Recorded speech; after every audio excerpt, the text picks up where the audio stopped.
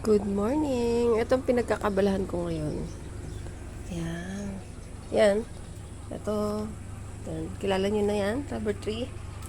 Ito hindi na mulak-ak. Ayun, vintage na yan. Yan. Kahapon, napagod ako. Napagod akong ng garden soil. Meron pa akong spare. Mapapagalitan na ako. Yan siya. Gusto ko lang i-share. Pero kasing may satisfaction. Diba? Lalo na pag namumulaklak na ganyan. Sarap makita. O, diba? Ito. Ako tulog. Ano ba to? Kadenang bulaklak. Ito alam ko ano to. Gumamela. Yan. Merong dito kasi ginagawin bahay. Replanting. Nag-replant ako. Wala na eh. Yan, mga old na yan. Iba. Ito, after 1 month, nabubuhay na siya. May tumubong ampalaya. O, diba? Saan ka pa? Ito din, galing kay Ate Janet to. Kalachuchi. May suli na siya. Diba? Ito, replant. Ginawa ko ng dalawa kasi nagka-crowd na siya. So, ni-replant ko na. And, may bago ako ngayon. Mga naman. Mga, di ko alam anong tawag dyan. Yeah, monster. Ay, hindi. Monstera to. Hindi pa siya nag-split, bata pa. Ito din, kaklase ng monstera. Same this one. So, pinapalaki ko pa. Yan.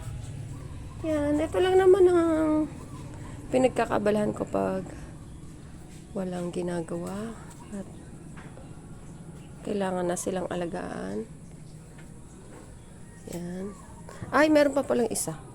Ito, cactus to. Yan o, dito sa side na to meron din. Akala nyo wala. Itong mulberry ko, nakasurvive na siya. Before na pinakita ko sa inyo, medyo wala siyang dahon. Ngayon, nakaka-recover na siya. Tinanggal ko yung mga ampids ba yon? Ito, dates. 2 years na yan dyan, di lumalaki. Pero naiyaan ko lang. Di siya namumulaklak, isa pa lang, oh. Parang bata pa yan. Ito, gamamela. Tapos may tinatanim yung husband ko. Ewan ko na yan. Bougainvillea din daw, eh. Yan. Ganito itsura dito. Magulo lang. Kasi may ginagawa sa kwarto. So, lahat ng kalat nandoon. Yeah. Meron pa ako sa likod bahay. Meron sa harap. May likod. Yan. Magpapagalitan ako kay tatay. Pinunong ko daw yung bahay. Ayan. Kung nakikita niya sa baba, likod bahay yan, madami rin tanim. Mga nagbubunga naman. Okra, sili, papaya, hindi ko pa nalalagay sa lapag. Sa buhangin or natatanggal sa seedlings. Kasi nga, may kalat pa sa baba may construction. No? Ayan. Tapos yon kailangan ko na rin i-replant yung dalawang bougainvillea. Yan, namumulaklak sila, oh. Pakita ko. Yan. Ito, ang ganda ng kulay. Para siyang fuchsia pink. Huwag nyo nang ipa-spell. I don't know how to spell. Char. Tapos, ito, pink na bougainvillea. Tapos, meron ako rin tumutubong mulberry doon. So, yun. Hinahayaan ko muna siyang mabuhay bago ko siya i-replant. Tapos, ito, manggayan. Ito, nabubuhay na rin yung isa kong halaman na matangkad. So, ba yan? Ito, to. 100 pesos lang bili ko dyan. Yan, o. Yan, malaki na siya. Yan yung tsura sa likod. O, may ginagawa. Ayun, tatay ko. Tatay. Sabihin na tatay, magtanim ka, yung nakakain. Diba?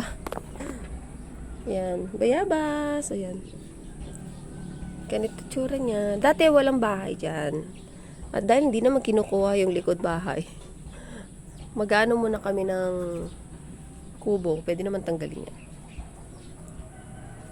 Ayan. Oh, magulo pa dito. Ayan.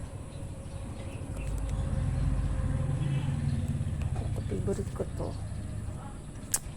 2 years, magti 3 years old na siya sa akin. Diba? Ang galing. Ito talaga, nakaka-relax kapag nakikita mo namumulaklak talaga yung mga halaman. Diba? Ito, hindi ko pa alam kung anong ilalagay ko. Kasi pag bumili ako, magagalit. Sabihin ni tatay, ano na naman yan? Ito, survive. Pero malapit na siya talagang palitan. Hindi na siya healthy. Nawala na yung nutrition. Pero hindi ko lang siya tinatanggal dyan. Kawawa naman eh. Diba? Kawawa sila. Ito. Alam mo yun, nagkukulot. Nakikita nyo yan. Yan. Inaalagaan ko siya sa spray. Kasi pag hindi mo siya inalagaan, nagkakaroon na siya ng white. Hanggang sa kumulot yung petals.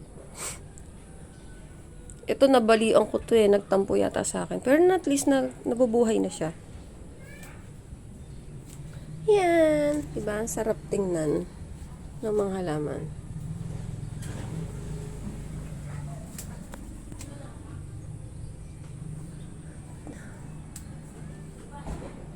Just want to share. Bye-bye. God bless. Happy Thursday.